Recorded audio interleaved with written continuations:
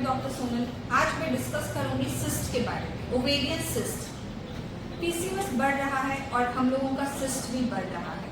Ovarian cyst एक तरह से कहा जाए तो कॉमन ही हो रहा है। ओवेरियन सिस्ट अगर आप किसी महिला को आता है अल्ट्रासाउंड में, अगर किसी को पेन हो रहा है, दिखाया, अल्ट्रासाउंड में आया, तो उस हिसाब से फिर हम लोग ट्रीट करते हैं। सिस्ट हम लोगों का ओवेरियन सिस्ट बेनाइन भी हो सकता है और कॉम्प्लेक्स भी हो सकता है।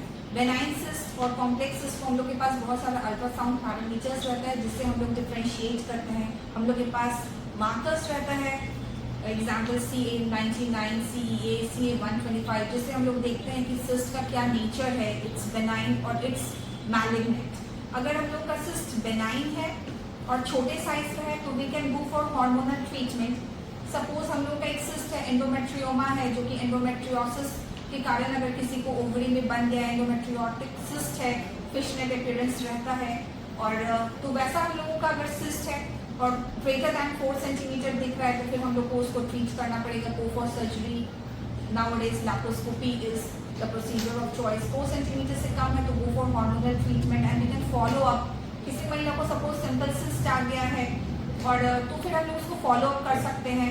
अगर फॉलो अप के बाद ओसीपीज ट्राई कर सकते हैं। अगर सिस्ट का साइज बढ़ रहा है, किसी को पेशेंट को पेन हो रहा है, कंप्लेन कर रही है, वॉमिटिंग टेंडेंसी है, तो हम लोग को अल्ट्रासाउंड करा के रूल आउट कर लेना है कहीं सिस्ट में कहीं कोई प्रॉब्लम तो नहीं है, और फिर उस हिसाब से हम लोगों को आगे अपने गायनेकोलॉजिस्ट से मिलिएगा, जरूर मिलिएगा और देख लीजिएगा जो भी प्रॉब्लम है उसको फिर कैसे हम लोग रूल आउट करें, कैसे हम लोग उसका सॉल्यूशन निकालें।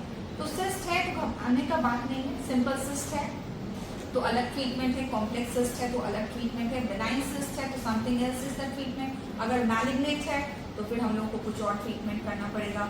बहुत तरह का सिस्ट है, सीरस, ल्यूसिनस, टेराटोमा भी हो सकता है किसी को, जिसमें हम लोग को सिस्ट के अंदर हेयर प्रेजेंट मिल सकते हैं।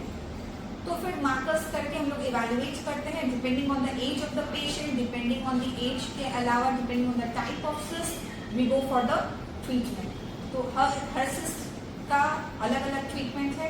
Depending on the cyst we will treat, depending on the age of the patient we will treat, depending on the markers, blood markers, what are the markers, what are the reports of the markers, we decide and then treat.